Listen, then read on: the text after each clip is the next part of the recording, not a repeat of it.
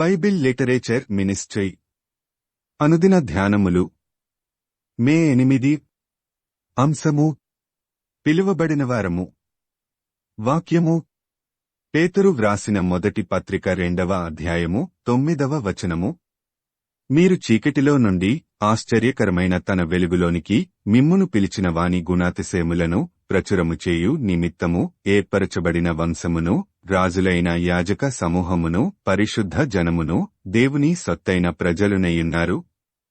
ప్రభువునందు ప్రియులారా, నేటి వాక్యమును ధ్యానించుకుందాము. ఈ భూమి మీద మనిషి పుట్టి కొంతకాలం బ్రతికి చనిపోతున్నాడంటే అదేదో యాదృచ్ఛికంగా అందరిలా పుట్టాము చనిపోతాము అనుకుంటుంటారు. తండ్రి ద్వారా తల్లి గర్భంలోకి ప్రవేశపెట్టబడే కొన్ని కోట్ల కణాలలో తల్లి అండము ఒక్క కణాన్నే స్వీకరిస్తుంది. మిగతా కణాలన్నీ చనిపోతాయి.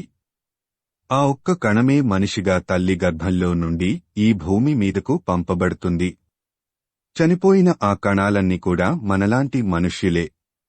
అంతమందిలో దేవుడు మనల్ని మాత్రమే ఈ భూమి మీదకు పంపించేది ఆయన కోసమే.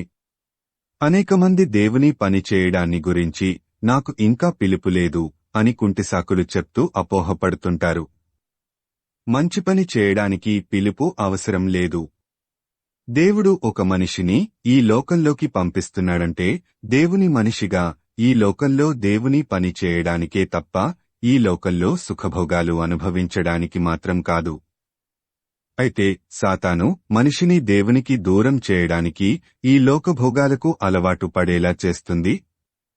ఈ లోకభోగాలకు అలవాటు పడి దేవుని పని చేయడం ఇష్టం లేక నాకు దేవుని పిలుపు లేదు అని చెప్పి తప్పించుకోవాలనుకుంటారు. పై వాక్యాన్ని నిశితంగా గమనించినట్లయితే మన పట్ల దేవుని ప్రణాళిక అర్థం అవుతుంది. వాక్యంలో చెప్పబడిన ప్రకారం మనం దేవుని చేత పిలువబడినవారము. అయితే ఎందునిమిత్తం పిలువబడినవారమో అది తెలుసుకోవడం అత్యావశ్యకం. పిలిచిన వానిని గుణాతిశయములను ప్రచురము చేయు నిమిత్తము ఏర్పరచబడిన వారమని బైబిలు సెలవిస్తుంది. దేవుని గుణాతిశయములు అనగా ముదిమి వచ్చు వరకు ఎత్తుకొను ఆయన ప్రేమ, విస్తారమైన పాపాలను క్షమించే అమితమైన కృప. నిన్న నేడు ఏకరీతిగా ఉన్న దేవుడు. ఇలా దేవుని యొక్క విశిష్టమైన గుణాలను ప్రచురం చేయటం అంటే ఒక రకంగా సువార్తను ప్రకటించటమే. అయితే సువార్త ప్రకటించటం 3 విధాలుగా ఉంటుంది.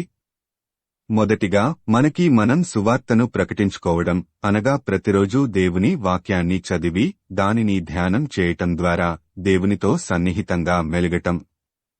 ఈ లోకానుసారమైన జీవితం జీవించకుండా అనుదినము వాక్యము ద్వారా మనల్ని మనం సరిచేసుకోవడం. రెండవదిగా మన కుటుంబ సభ్యులకు దేవుని సువార్తను ప్రకటించటం అనగా మన ప్రవర్తన ద్వారా సువార్త ప్రకటించటం. వారిని దేవునిలోనికి నడిపించడానికి ప్రయాసపడటం. మూడవదిగా ఇతరులకు సువార్తను ప్రకటించటం. మంచి సాక్ష్యము ద్వారా ప్రవర్తన ద్వారా ఇతరులతో దేవుని సువార్తను పంచుకోవడం. ఇలా దేవుని గురించి ప్రకటించడానికే మనం ఏర్పరచబడ్డాము. అందుకే పిలువబడ్డాము. ఎందునిమిత్తము ఏర్పరచబడితిమో ఆ దేవుని ఉద్దేశ్యమును నెరవేర్చు బిడ్డలుగా దేవుని పని చేయడానికి సిద్ధపడి దేవునికి ఇష్టలుగా ఉండటానికి ప్రయత్నిద్దాం. దేవుడు నిన్ను ఈ భూమి మీదకు ఆయన పని నిమిత్తము పంపించాడని నీవు నమ్ముచున్నావా? ఒకవేళ నమ్మినట్లయితే ఆయన పని చేయడానికి నీవు సిద్ధమా? ప్రార్థించుకుందాము.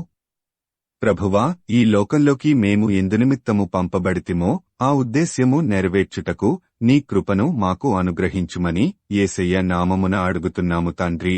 ఆమేన్. ప్రభువునందు ప్రియులారా, మార్కు సువార్త 16వ అధ్యాయము 15వ వచనములో మీరు సర్వలోకమునకు వెళ్లి సర్వసృష్టికి సువార్త ప్రకటించుడి అని యేసు ప్రభువు చెప్పాడు. కాబట్టి సువార్తను ప్రకటించడంలో భాగంగా ఈ వాక్యమును మీ స్నేహితులు, బంధువులకు షేర్ చేయమని ప్రభువు నామమున కోరుతున్నాను. దేవుడు మిమ్మును దీవించునుగాక.